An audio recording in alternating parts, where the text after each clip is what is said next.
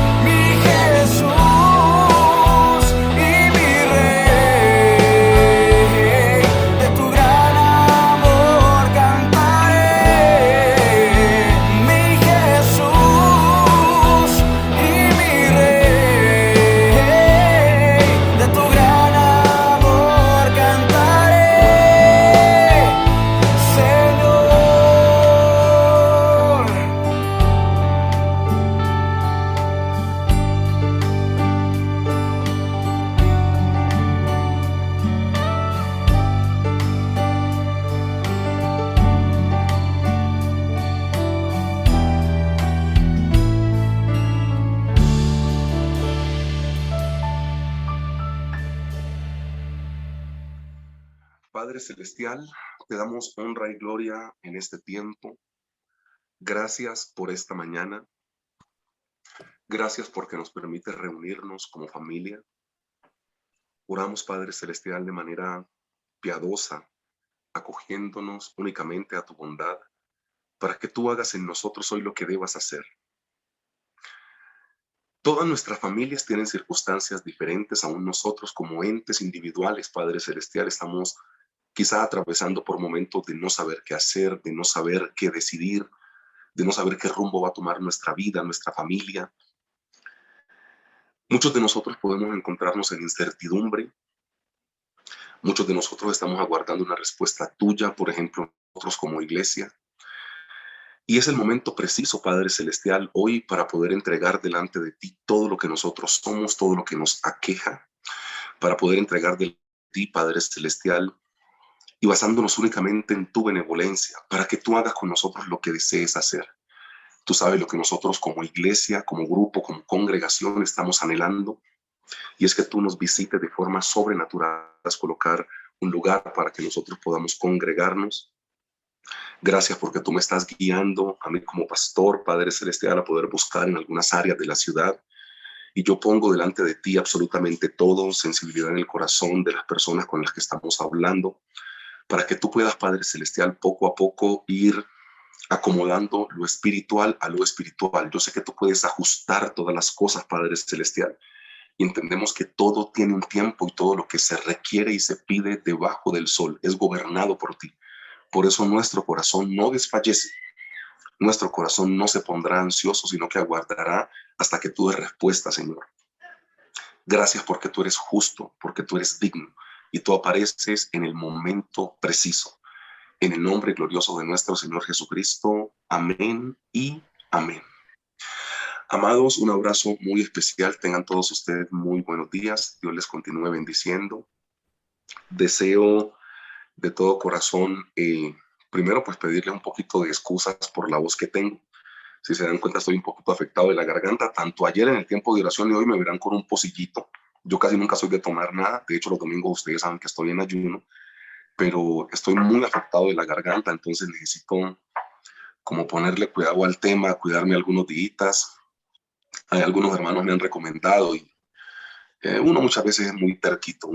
Yo intento visitar la gente y hacer lo que tengo que hacer, pero es necesario hacer un alto en el camino por 2 o 3 días antes de que esto se convierta en una situación un poco más crítica. Entonces, oren por mí y yo ahí tomando jengibre, eso va funcionando. Entonces, ténganme un poco de paciencia, los que nos hemos quedado a encontrar en estos días, pero es necesario 2 o 3 días estar un poco quieto para saber si esto me pasa, ¿no? Porque vengo así ya como desde hace algunos días y no queremos que sea crónico. Entonces, iglesia, Juan capítulo 1. El Señor nos va a bendecir a través de Juan capítulo 1 el día de hoy. Juan capítulo 1, tenga la amabilidad y lo busca.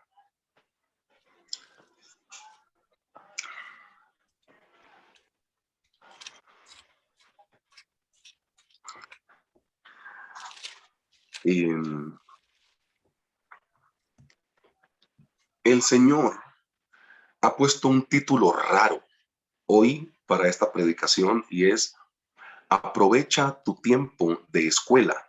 Aprovecha tu tiempo de escuela. Este título vino de un pensamiento y es que todos los que ya salimos de la escuela, sea primaria o secundaria, casi siempre definimos que el tiempo de escuela fue el mejor, el tiempo de colegio. O sea, no sé si a todos les pase, yo no puedo generalizar porque no sé la opinión de todos, pero algunas veces yo me he encontrado con algunas personas que dicen, no, es que el tiempo en el colegio fue el mejor tiempo. Los amigos, los paseos, las salidas, a unas trasnochadas haciendo trabajos, el tiempo de excursión, los que tuvieron pues excursión. Y uno siempre ve que la gente está diciendo, ay, ese tiempo del colegio, ese tiempo de la escuela fue el mejor. Otros dirán de pronto que es el tiempo de la universidad. Y con base a eso, Dios ha puesto en mi corazón un título que es aprovechemos el tiempo de escuela. Nosotros en estos tiempos con una coyuntura tan especial como ha sido la pandemia, que yo creo que ni el más pesimista se imaginó que iba a durar tanto tiempo, no hemos como aprovechado el tiempo, ¿sabes? Nos hemos puesto en un plan más bien como de quejarnos de algunas cosas, de quejarnos porque nos toca acostumbrarnos a vivir en otro tipo de circunstancias y no aprovechamos los tiempos. Yo estoy muy seguro que en esta pandemia Dios pudo trabajar con algunas personas en tiempo de familia, pero nosotros vimos con un desespero de estar 3, 4 meses encerrados sin poder salir y, y, y no leímos correctamente qué fue lo que Dios quiso hacer con un tiempo en casa para poder fortalecer nuestros lazos, para poderle hacer un sanalejo a la casa y botar tanta cosa que ni usamos y ni sabíamos que teníamos. Entonces algunos arreglamos la casa, otros cambiamos la sala de lugar, eh, tuvimos más tiempo con la familia, vimos cosas que antes no veíamos. Dios en todo lo desastroso aún tiene visiones y tiene luz y tiene proyectos y tiene propósitos.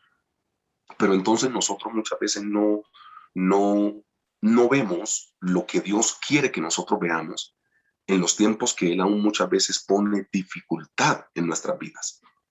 Entonces, el título que Dios me regala para hoy es Aprovecha tu tiempo de escuela, aprovechando el tiempo que Dios nos pone a vivir, sea en pandemia, en no pandemia, sea de enfermedad, de dolencia, de lo que sea. Esos tiempos tienen que ser aprovechados. Pero también por la reflexión que siempre les hago, siempre que uno se encuentra con gente dice, ya es que ese tiempo de universidad, ese tiempo de colegio fue el mejor. Entonces, es como una combinación de las dos cosas, de ver a Dios aún en medio del desastre y de aprovechar el tiempo, porque estos tiempos son raros. Y, y lo que yo le decía en estos días a una persona con la cual tuve la posibilidad de hablar, si nosotros guiamos nuestra creencia en Cristo y nuestro proyecto de vida con base en lo que digan las noticias, todos los días hay más desolación, porque el país sigue más o menos igual, tenemos las mismas dificultades, pero ahora tenemos una pandemia. Entonces, si es por las noticias, como que mucha esperanza no hay.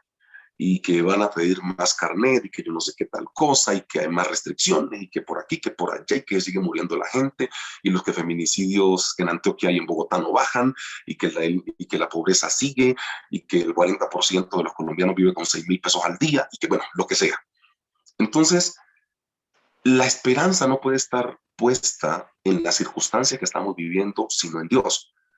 Pero en Dios, aún en medio de la pandemia y lo desastroso que haya sido, Dios sí nos da una gran invitación y es a aprovechar el tiempo que nosotros estamos viviendo. Y yo sé que su pregunta va a ser la siguiente.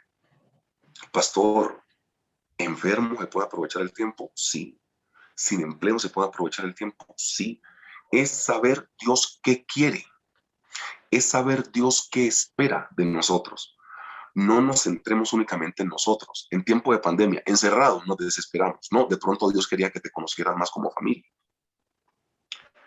Uy, pero es que estamos desesperados con el encierro. O sea, todos empezamos a mirarnos en la pandemia como con un desespero de que estábamos encerrados.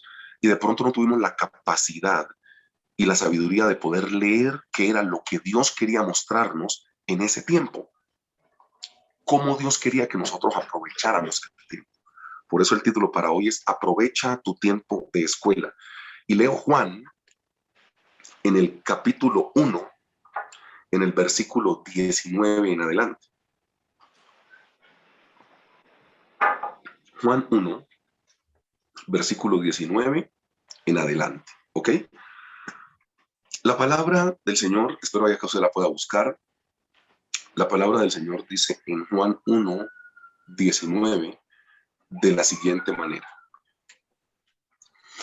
Este es el testimonio de Juan. Cuando los judíos enviaron de Jerusalén sacerdotes y levitas para que le preguntasen, ¿tú quién eres? Confesó y no negó, sino confesó, yo soy el Cristo. Y le preguntaron, ¿qué pues? Perdón, confesó y no negó, sino confesó, yo no soy el Cristo. Y le preguntaron, ¿qué pues? ¿Eres tú Elías? Dijo, no soy. ¿Eres tú el profeta? Respondió no. Le dijeron, pues ¿quién eres para que demos respuesta a los que nos enviaron? ¿Qué dices de ti mismo? Juan 1:23 dijo, yo soy la voz de uno que clama en el desierto. Enderezad el camino del Señor, como dijo el profeta Isaías. Y los que habían sido enviados eran de los fariseos. Y le preguntaron y dijeron, ¿por qué pues bautizas si tú no eres el Cristo, ni Elías, ni el profeta? Juan le respondió diciendo, yo bautizo con agua, mas en medio de vosotros está uno a quien vosotros no conocéis. Este es el que viene después de mí, el que es antes de mí, del cual yo no soy digno de desatar la correa de su calzado. Estas cosas sucedieron en Betábara, al otro lado del Jordán, donde Juan estaba bautizando. Amén. Aprovecha tu tiempo de escuela. Eh, Juan. Nosotros conocemos un poco la historia de Juan. Juan es una persona muy especial por el significado del nombre Juan y por la mención que Dios hace en el Antiguo Testamento, en Malaquías, ¿no? Si ustedes no se reconcilian y no aplican misericordia, yo voy a herir la tierra con maldición. Y cuando llega Juan, este niño para la gente tardío, pero que llegó en el momento preciso, eh, Dios pudo a través de Juan, Dios en misericordia, el significado del nombre, reconciliar lo que había dicho en el último versículo del Antiguo Testamento, en el último capítulo, de que si los padres y los hijos no se reconciliaban, él heriría la tierra nuevamente con maldición. A forma de introducción vamos a decir algo. Ustedes se dan cuenta que Zacarías y Elizabeth, los papitos de Juan, tienen que esperar mucho tiempo para que Juan llegue. O sea, Elizabeth y Zacarías tuvieron que esperar mucho tiempo. La única referencia que hay bíblica hablando de Elizabeth es que era de edad avanzada. Y cuando en Génesis capítulo 16 y 17 dice que Sara era de edad avanzada, hacen una referencia.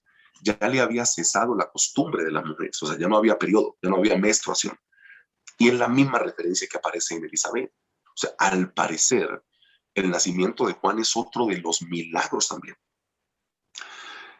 En la época judía, una mujer después de que tenía el periodo estaba lista para dar en casamiento. Era como una señal que ellos tenían porque había una bendición en poder dar hijos. Bienaventurada la que da a luz. Entonces, una mujer después de que tenía el periodo estaba como lista para poder ser dada en casamiento.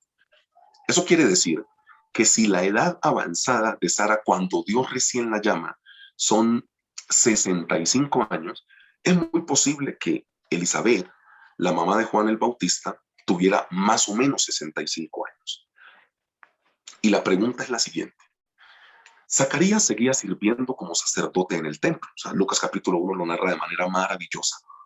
Él seguía sirviendo, quizá con un dolor en su corazón, porque no tenía hijo. Ustedes saben que en esta época el sacerdocio se daba por herencia. Palabras más, palabras menos. El siguiente sacerdote después de Zacarías iba a ser su hijo varón. Como él no tenía, estábamos entendiendo que el linaje que venía desde la época de Moisés podía ser cortado. Imagínate el dolor que podía tener Zacarías en su corazón sirviéndole al Señor y no pudiendo tener un hijo. La pregunta acá es la siguiente y lo digo a forma de introducción. ¿Ustedes ven que algún día Zacarías se quejó por no tener hijo? Ustedes saben que la respuesta es no. Hay que ir bajando estas realidades a nuestra vida, porque muchas veces nosotros cuando le servimos al Señor y no pasa lo que nosotros le pedimos al Señor, nuestra primera actitud es deprimirnos o quejarnos en contra de Dios. Señor, pero ¿cuánto tiempo llevo yo haciendo lo mismo y tú no lo has hecho y tú no has realizado esto?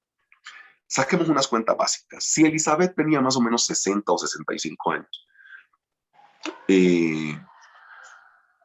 los hombres eran dados al sacerdocio, a los 20 se iniciaban como en una escuela, pero a los 30 eran nombrados sacerdotes. O sea que Zacarías podía tener, siendo mayor que Elizabeth, fácilmente 30, 35 años de ministerio siendo sacerdote.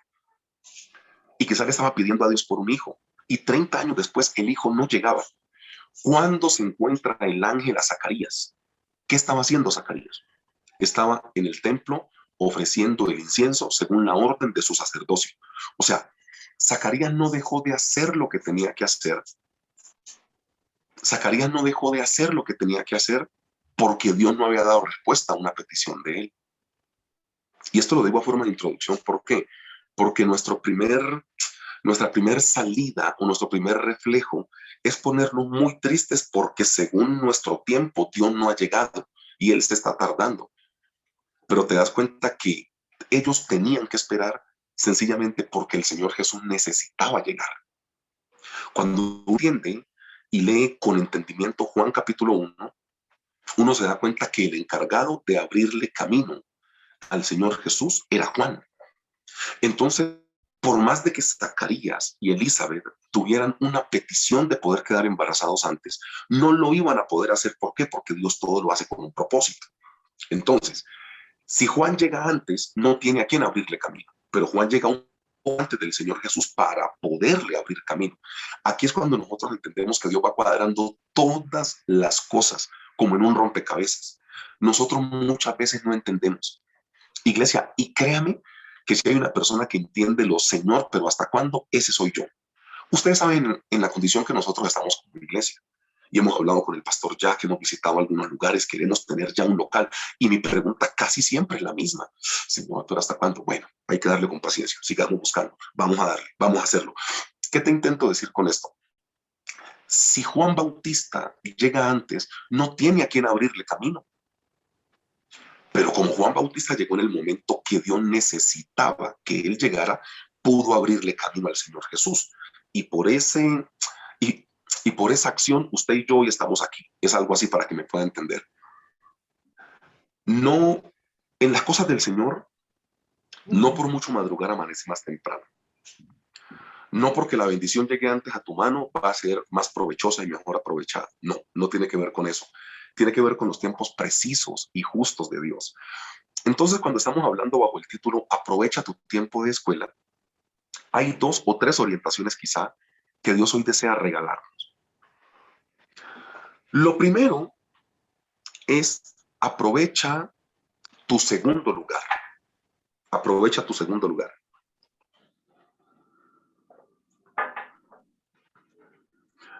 Mientras que usted va buscando 3 textos bíblicos que están en el Evangelio de Juan, para que usted no se pierda, yo le voy a ir contando algo. Los textos son Juan 1:23, Juan 3:26 y Juan 3:30.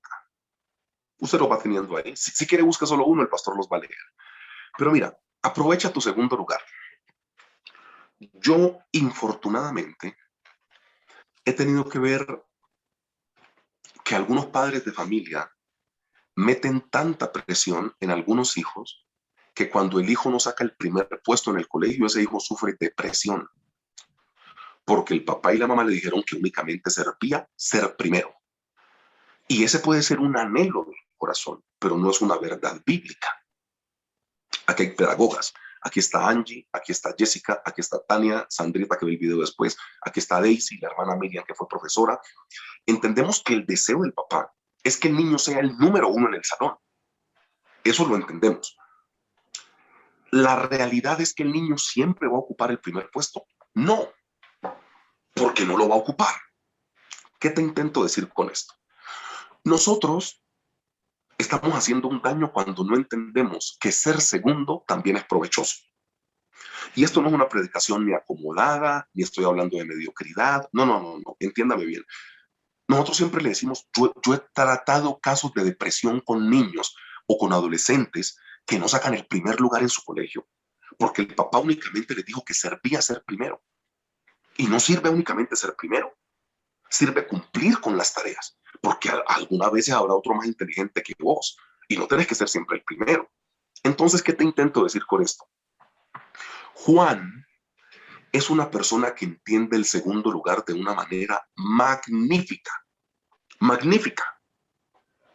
Juan nunca deseó ser primero. Juan nunca deseó estar por encima de Cristo, estar por encima de Jesús, digámoslo correctamente. Él nunca deseó. Juan entendió su segundo lugar, aún teniendo tanta fama. El profeta de moda en la época del Señor Jesús era Juan el Bautista. Pero cada vez que le preguntaban por el Señor Jesús, decía: yo bautizo con agua, pero él bautiza con Espíritu Santo y fuego, haciéndose menor.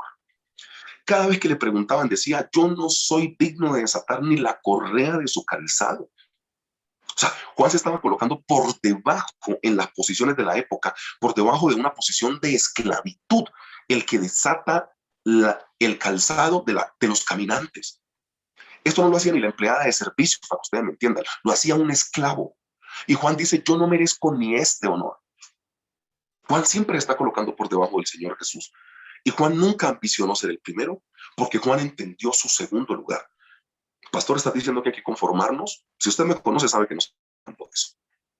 Pero si usted me conoce, sabe que le estoy diciendo que ser segundo también es válido. Ser menor también es válido. ¿Por qué nosotros siempre queremos ser los primeros? Es una pregunta que yo... ok, yo siempre les he dicho, en sus cosas en sus casas adquieran cosas de calidad, que de por sí lo que es más costosito, es más fino, te dura un poco más. Ten una buena casa, ten un buen vehículo, vístete bien. Siempre que usted me va a escuchar, voy a decirle: compre lo mejor, siempre. Pero eso no quiere decir que siempre tengamos que ser los primeros. Porque nosotros algunas veces, ambicionando el primer lugar, desaprovechamos ser un cuarto, un quinto o un sexto de muy buena labor y de muy buena posición, porque siempre estamos anhelando ser el primero. Y yo no estoy ni retardando las bendiciones del Señor, ni te estoy hablando de que tenés que ser un mediocre, no te estoy hablando de esto, ni un conformista, no, sino que Dios también puede trabajar con los segundos lugares de excelente manera. De hecho, los que trabajan en un segundo lugar muchas veces tienen un reconocimiento o un trabajo más fuerte que las personas que están en el primer lugar. Es así de sencillo. Yo siempre lo he explicado de esta manera. Cuando la gente llega a la iglesia y me decían: pastor, qué alabanza tan bonita. Pero es que yo no soy el pastor de alabanza. O sea, que la iglesia, el pastor es el pastor Américo, sí. Pero hay gente que nos hace el aseo de manera maravillosa y siempre encuentran una iglesia limpia. Y siempre dicen: qué iglesia tan bonita. Y ahí está la hermana Patricia y la hermana Rosario, cada una en su rol, coordinando todo lo que es el aseo de la iglesia y las flores que se ponían. ¿Yo compro flores y hago aseo? No. Entonces te das cuenta que hay papeles que no tienes que ser el principal para poder servir con excelencia al Señor. No tienes que hacerlo de esa manera. Y nosotros creo que estamos perdiendo grandes posibilidades por no aprovechar los segundos lugares en Dios. Yo leo Juan 1:23, Juan 3:26 y Juan 3:30. Dijo: yo soy la voz de uno que clama en el desierto, enderezad el camino del Señor, como dijo el profeta Isaías. Juan 3:26. Y vinieron a Juan y le dijeron: Rabí, mira que el que estaba contigo al otro lado del Jordán, de quien tú diste testimonio, bautiza, y todos vienen a él. Juan 3:30. Es necesario que él crezca, pero que yo mengue. Te das cuenta que Juan siempre supo cuál era su lugar y desde qué lugar Dios podía utilizarlo. Te das cuenta que Daniel en el Antiguo Testamento supo trabajar con Nabucodonosor I, con Nabucodonosor II, supo trabajar con Darío y supo trabajar con Ciro el Medo Persa. La pregunta es: ¿Daniel llegó a ser primero? No. ¿Fue segundo? Sí. ¿Lo hizo excelente? También. ¿Te das cuenta que José supo trabajar con Faraón? Pregunta: ¿José llegó a ser primero? No. ¿Fue un excelente segundo? Sí. ¿Te das cuenta que Aarón, siendo mayor, pudo trabajar con su hermano Moisés, siendo Moisés menor? ¿Aarón supo trabajar? Sí. ¿Fue excelente? Sí. ¿Llegó a ser primero? No, porque lideró a Moisés, sin problema. ¿Te das cuenta que Josué supo trabajar con Moisés y fue un excelente escudero, nunca deseando ser primero? Y cuando muere Moisés, a Dios se le ocurre la magnífica idea de que un joven tiene que liderar el tema. Después de la muerte de Moisés, siervo de Jehová, Dios llama ¿a quién? A Josué. ¿Él lo esperaba y lo estaba ambicionando? No.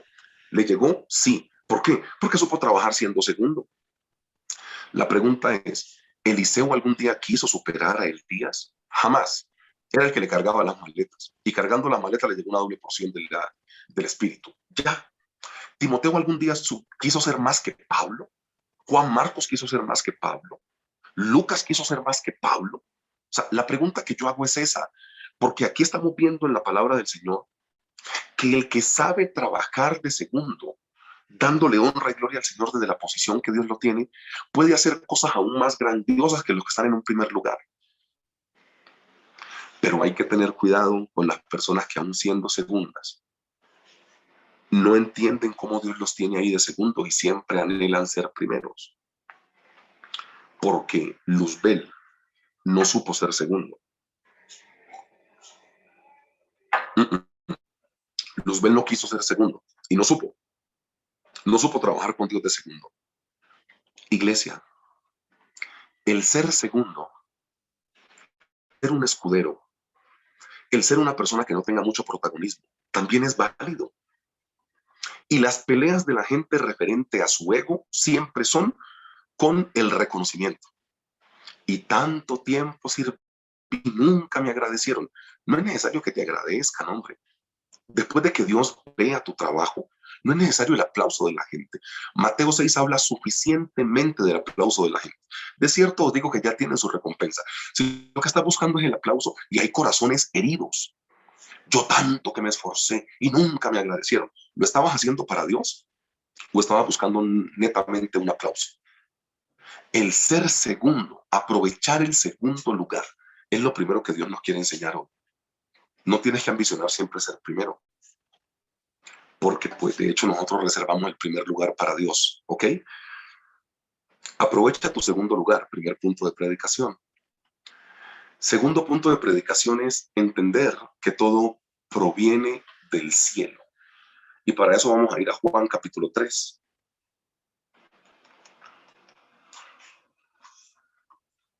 Juan capítulo 3. Cuando a Juan le dicen, es que, Dios mío, uno no sabe ni con qué intención.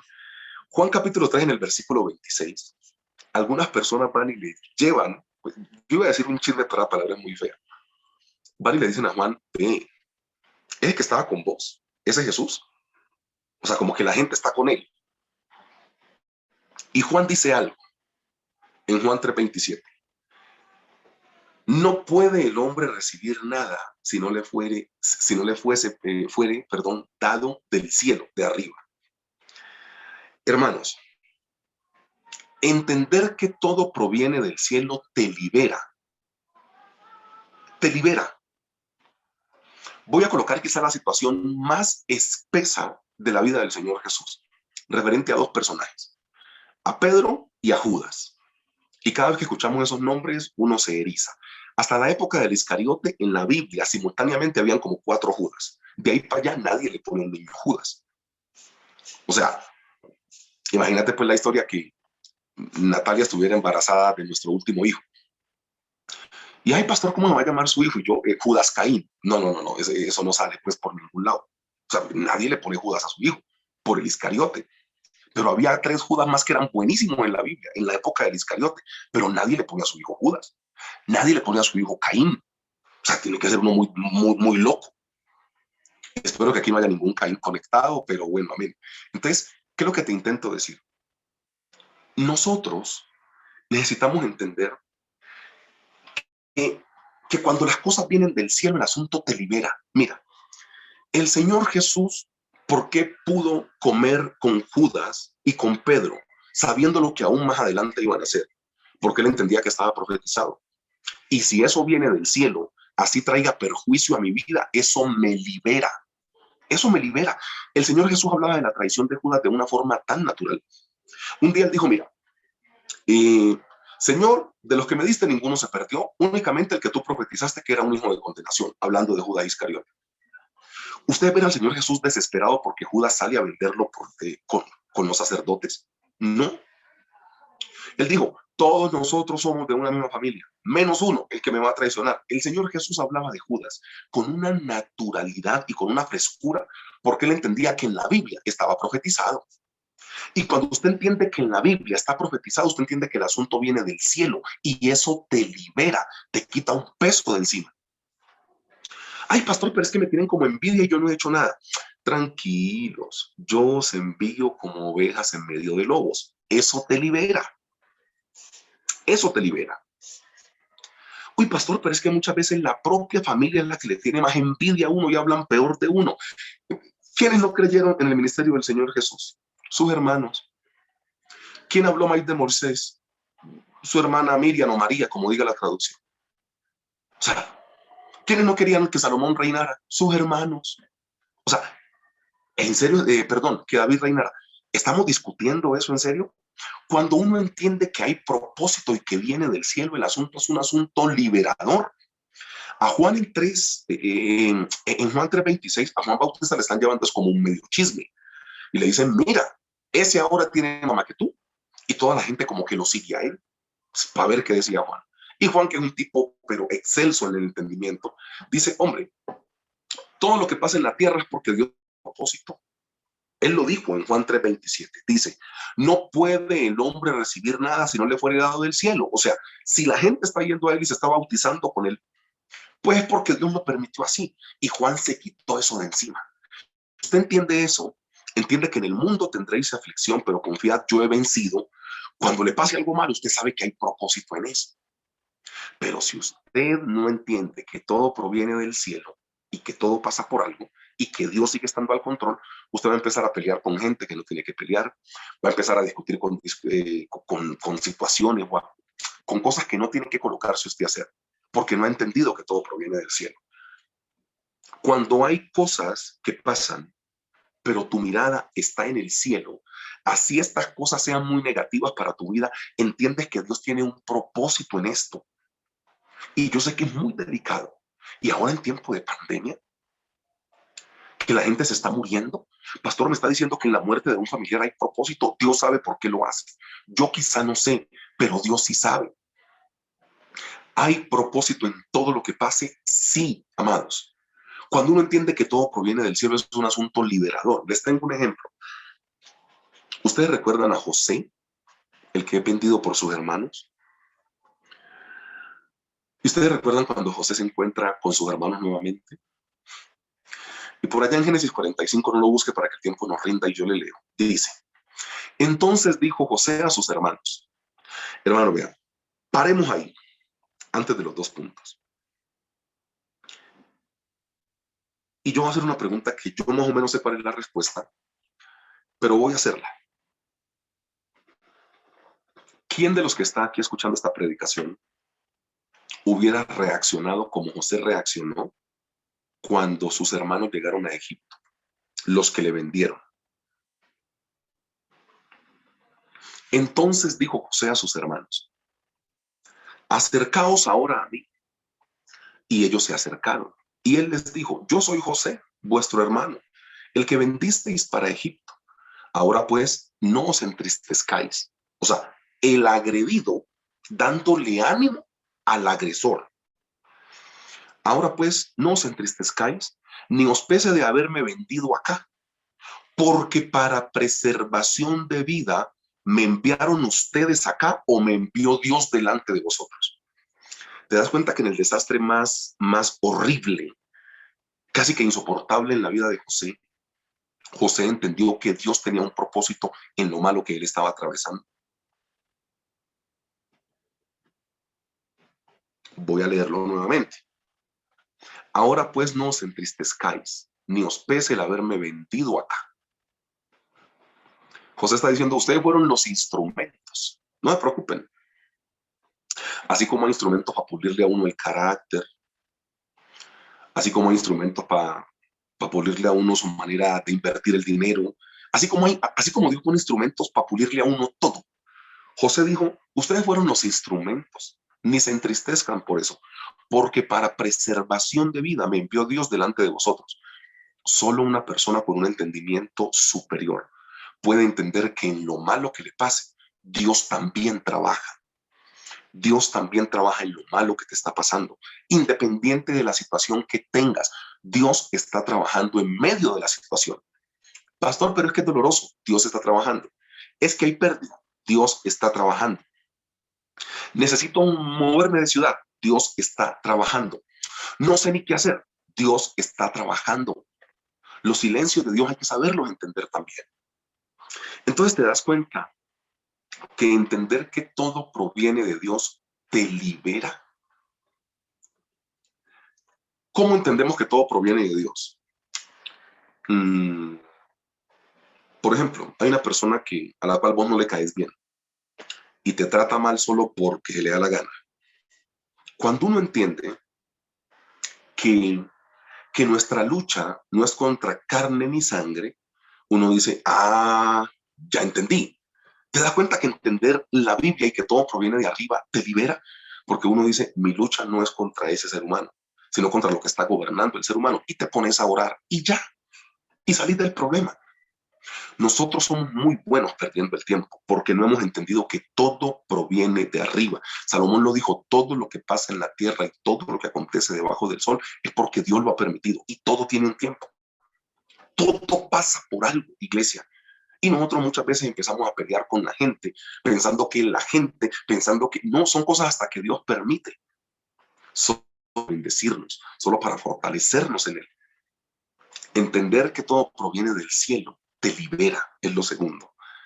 Y lo tercero es conoce tus limitaciones. Conoce tus limitaciones. Yo regreso a Juan capítulo 1 y haciendo un recorderis hacia acá, hasta acá, perdón, tenemos. Aprovecha tu segundo lugar. Lo segundo es entender que todo proviene del cielo. Dios tiene propósito en todo y entender que todo proviene del cielo te libera. Y lo tercero es conoce tus limitaciones. Mira, hay cosas para las que yo sé que no soy bueno. Y eso no me hace ni menos papá, ni menos esposo, ni menos nada. Eso me hace un ser humano que reconoce que para todo no es bueno. A ver, yo siempre que predico en otros lugares, las personas, como me ven negro, los negros siempre tienen como una ascendencia quizá como musical y saben tocar como algún instrumento. Entonces siempre que yo predico en otras iglesias me dicen, pastor, ¿usted en la iglesia qué toca? Yo digo, a mi esposa y eso, o sea, yo no sé tocar nada de instrumentos. Es muy en serio. No, que es que los negros tienen como el sabor, papi, yo de vez en cuando medio predico y hay gente que se queja de las predicaciones. Yo no sé tocar ningún instrumento. O sea, por yo ser el negro de la iglesia y el guapachoso, entonces, ¿qué le digo a Jonathan? Jonathan, quítate y yo canto. O Yair, quítate y yo cojo la guitarra. No sé ni coger la guitarra, en serio. O sea, hay cosas que uno tiene que saber que no es bueno para eso. Y eso no te hace ni menos cristiano, ni menos papá, ni menos hijo de Dios, ni menos hija de Dios, ni una mujer con limitaciones. No, nada. Uno tiene que saber para qué es bueno y para qué no es bueno. Entonces, Juan 1:26 dice, Juan le respondió diciendo, yo bautizo con agua. O sea, mi límite es hasta el agua. Mas en medio de vosotros está uno a quien vosotros no conocéis. Ese es el que bautiza con Espíritu Santo y fuego. Juan no tiene problema en saber hasta dónde avanza él. Mira, yo te explico lo que a mí me pasa como pastor. Cuando a mí me piden una consejería, en los estudios que uno hace pues de licenciatura en teología y todo lo que uno por ahí, por la misericordia del Señor ha hecho, yo he entendido que todo no se echa fuera en el nombre de Jesús porque hay cosas que son de medicinas, no de orar y reprender. O sea, a mí llega una persona, pocas veces me ha pasado, la verdad, pero algunas veces yo hablo con las personas que me mandan a alguien a consejería. Les digo, mira, aquí no es de una consejería con el pastor. Esa persona tiene que ser remitida y tiene que ser tratada por un especialista en tal área de la salud. Yo no lo puedo hacer como pastor. Y uno tiene que tener la humildad para saber que hay cosas que no puedes hacer. Hay cosas que no van a salir de la persona porque yo las eché fuera en el nombre de Jesús, sino porque tiene que ser medicado. ¿Sí me entiendes? Entonces, yo puedo hacer el acompañamiento bíblico, pero tienes que tomar medicina. Y eso no está mal. Dios puede obrar y te puede sanar a través de los procedimientos médicos, a través de la medicina. El pastor te acompaña y te aconseja, pero tienes que tomar droga. Esto funciona. Porque si yo me pongo a decir que en el nombre de Jesús fuera, y es una cosa de los neurotransmisores, y que tu cuerpo genera mucha dopamina y mucha adrenalina, pues no es en el nombre de Jesús, es que necesitas medicina.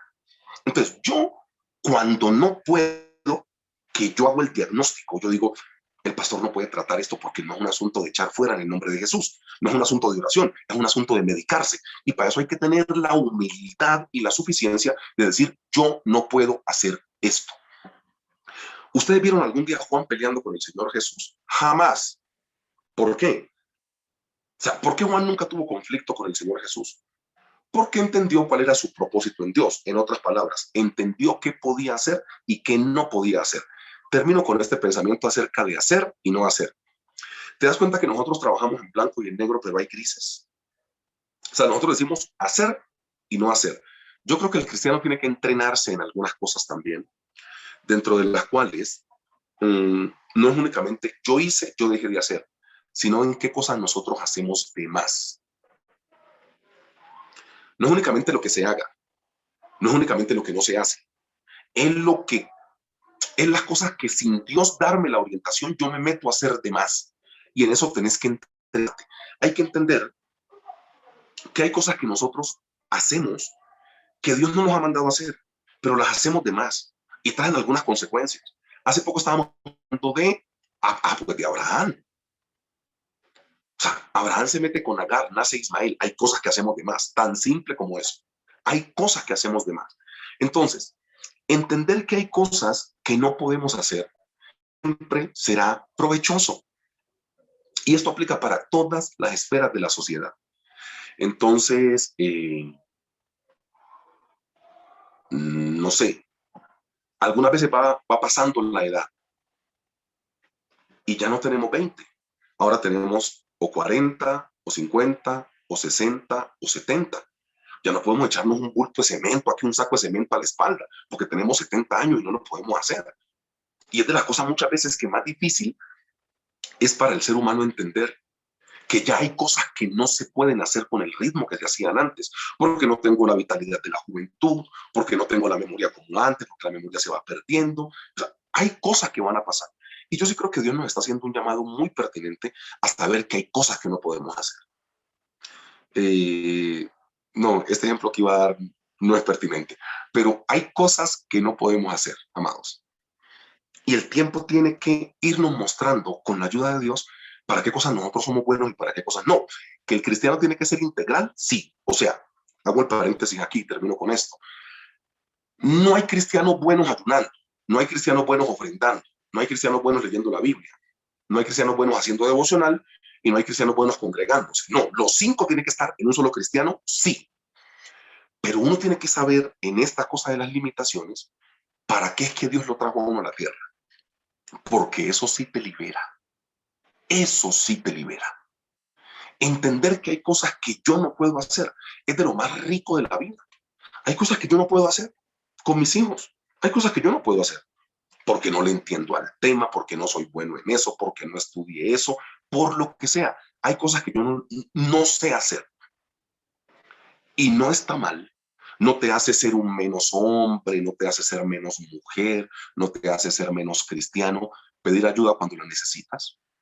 Decir, yo no sé qué hacer. Decir, no tengo ni la más remota idea qué paso sigue. Me siento desorientado. Esto con humildad hay que decirlo.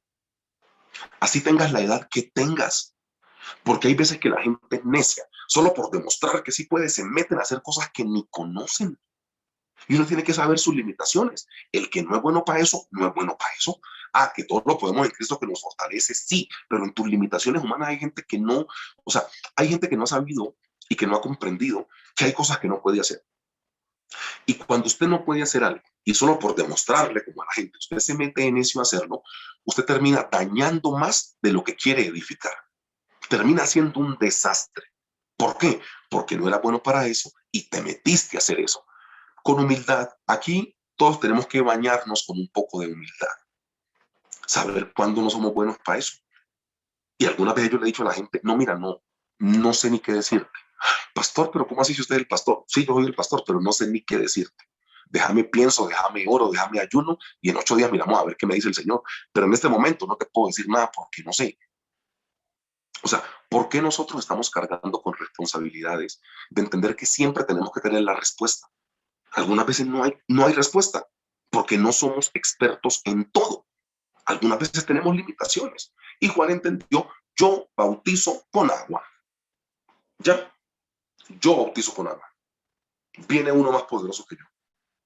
Allá hay uno que está haciendo más bautismo que usted. Gloria al Señor. Si Él lo está haciendo, es porque el cielo se lo permitió. Todo proviene de arriba. No me estreso con la gente.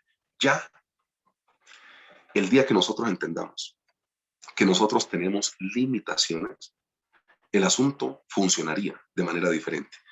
Dame 2 minutos ahí con este daño de garganta que tengo terrible para poder orar cortamente y pedirle al Señor que nos ayude a entender que la escuela tiene que ser aprovechada, entendiendo que hay que aprovechar nuestro segundo lugar. No siempre tenemos que ser los primeros para entender que Dios tiene un propósito en todo porque todo proviene del cielo y para entender que Dios nos ayude a conocer nuestras limitaciones. Oremos. Señor, yo te doy gracias, Padre Celestial, por este tiempo en el cual tú pones en nosotros palabra de Dios para poder acercarnos más a ti.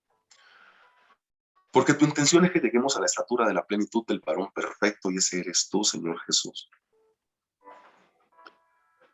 Hoy podemos resumir los 3 puntos de predicación bajo el título Aprovecha tu tiempo de escuela, oración. Alza tus ojos y mira, inclina tu oído y oye, porque no basamos esta oración en nuestra propia justicia, sino en tu benevolencia, tu amor, tu poder y tu misericordia, pues estás trabajando a favor de nosotros como iglesia. No sabemos qué hacer algunas veces, pero en ti hemos puesto nuestra confianza y nuestra mirada. Hoy queremos, Padre Celestial, elevar nuestra vida delante de ti en oración, porque en algunos puede venir algo de desespero porque no sabemos qué hacer. En algunos puede haber un poco de frustración por no saber de qué manera moverse. Algunos podemos sentirnos, Padre Celestial, como entre la espada y la pared, pero entendemos que tú tienes en el control tuyo todas las cosas. A ti nada te toma por sorpresa. Yo pongo a las mujeres de la iglesia delante de ti, desde la más niña hasta la mayor, para que lo que tú dices en Proverbio 31 se cumpla en ellas.